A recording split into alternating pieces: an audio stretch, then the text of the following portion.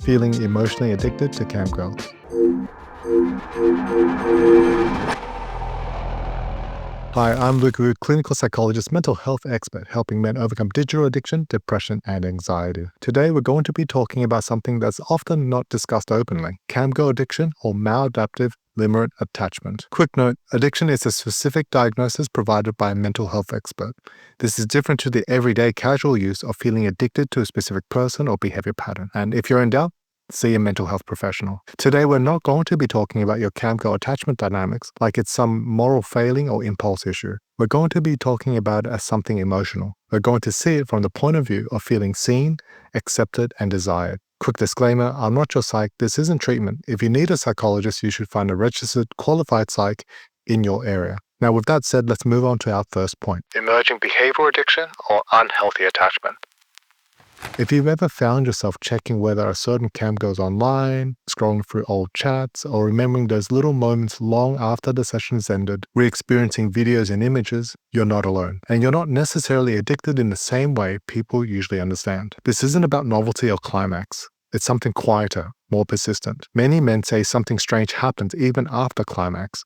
They don't feel done. The browser's closed, but the emotional circuit stays open. You find yourself checking again the next night, wondering, is she working at the moment? Did she notice I wasn't there? Does she remember my name? This isn't just about porn. It's about attention and attachment. Because what keeps people coming back isn't always arousal. It's that subtle, powerful feeling of feeling seen. Why camgirls feel different from porn. With regular porn, the structure's predictable. Stimulus, climax, closure. There's a clear arc. You're done, and you might not even remember the porn that you just watched. Camgirl interactions are totally different. They're live, they're responsive, it's personal. She says your name, she remembers what you said the last time, she thanks you for tipping, and suddenly it doesn't feel like a video, it feels like a bond. Even if you know, logically, that it's part of a job, your nervous system doesn't check for that authenticity. It just registers, someone saw me. And unlike porn, there's rarely a clean ending. You might leave wondering, did she actually enjoy that? Was that smile real? Did I matter more than the others? Is this real? Does she feel this too? That uncertainty, that emotional open loop is what keeps you thinking about her. It's not about sex. It's about recognition and significance. It's about being seen. Recognition is a need, not a weakness. Most men weren't raised to name emotional needs like, I want to feel appreciated. I want someone to want me back. And the need for recognition isn't weakness, it's human. And in camgirl dynamics, recognition arrives in this concentrated form. She says your name, she reacts to you, she thanks you, she says she misses you, she says she loves you, and the money doesn't matter. And in that moment, you exist more vividly than you have all week. Even if you know it's transactional, it feels real. The emotional loops that keep you coming back. So once you achieve that feeling of recognition, especially if it lands on top of unmet needs, it's simply hard to just walk away. Not only because you lack willpower, but because you entered a type of persistent emotional loop that keeps you coming back. Let's go through a few common ones.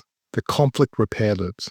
You leave frustrated, she seems distant, distracted, and you tell yourself it's the last time. Then nights later, you're back. She smiles. She says your name, maybe she even apologizes, and you feel relief. You weren't craving her sexually or romantically. You might have been craving resolution. The repair strengthens the attachment via this resolve struggle. Conflict and closure denial loops. You just want to end things properly. You write a message, heartfelt, maybe even vulnerable, but she gives you this vague reply, or she ignores it, and sometimes a hurtful one returns. And instead of closure, you feel invisible and injured. Now the ache doubles because the goodbye didn't land. Sometimes as protest, you might even try to offend, berate, or insult her, but it feels unresolved. You might feel entitled to an apology that will never come, but you can't help insisting and ruminating on that hurt, which keeps you visiting and checking. The fantasy loop.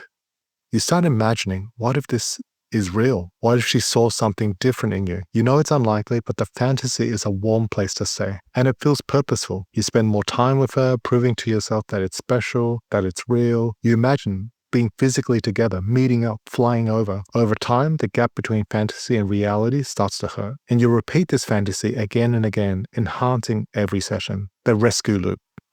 You sense she's tired, sad, maybe struggling, and suddenly you're not tipping for stimulation, you're tipping to support her. You want to be the one that sees her differently, but this care can't be reciprocated. The more you give, the deeper you get. You might reason to yourself a big financial gesture and you help her. You might encourage her to leave her profession. She might even take the gift, but nothing really changes, which creates another conflict loop, the self-worth loop. You start measuring your value by her reactions. If she's excited to see you, you feel good. If she's distant, you feel low. You tip more, message more, trying to earn it back. And without realizing, your self-worth has become linked to someone performing a role. You didn't do it intentionally, but you start isolating yourself from other relationships so you can exclusively attend to this attachment. Endless nights spent in live streams, private shows, messaging and masturbating. It becomes hard to zoom out and feel that your self-worth and moods are bigger than this cyber relationship. It seems to feel both intoxicating and all-consuming. So why might this happen at a certain life stage?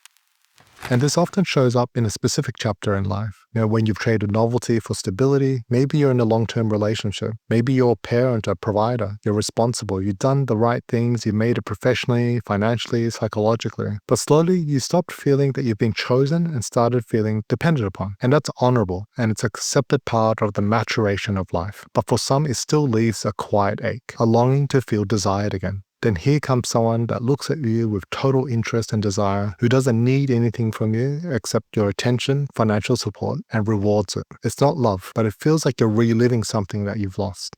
Unnamed and unmet needs.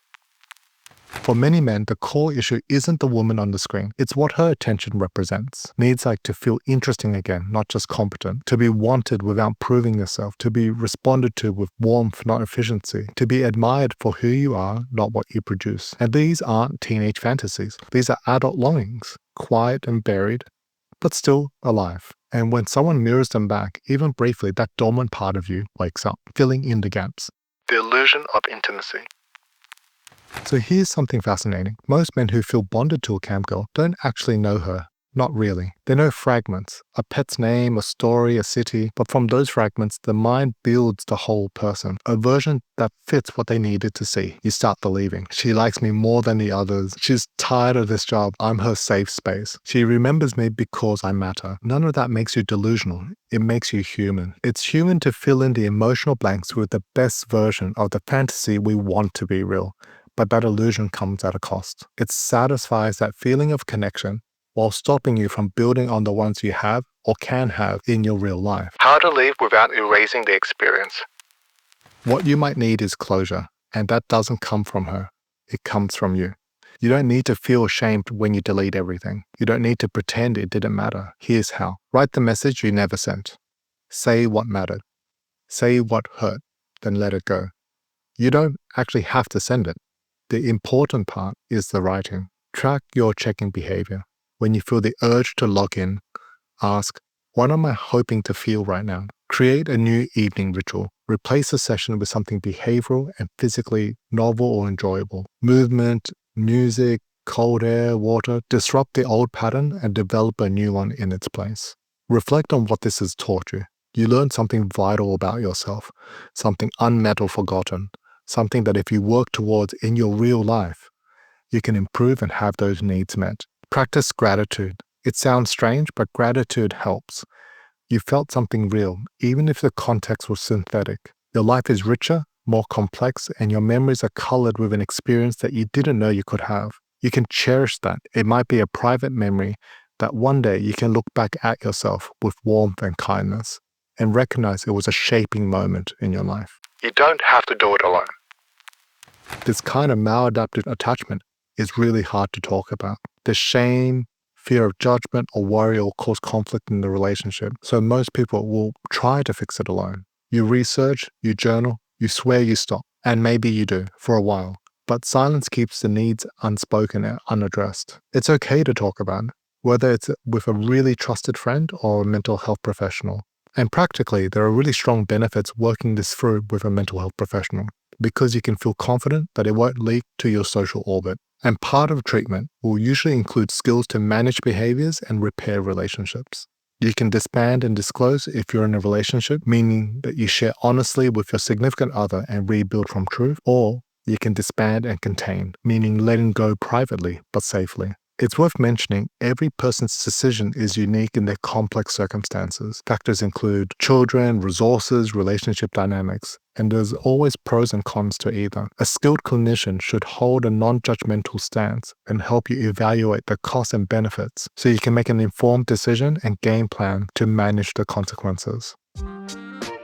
A psychologist or counselor can help you unpack, not to moralize, but to give space and to help bear witness. And sometimes it's that space without judgment or shame is what finally breaks the loop. I'm Luke Vu. Be kind, be you. Catch you next time.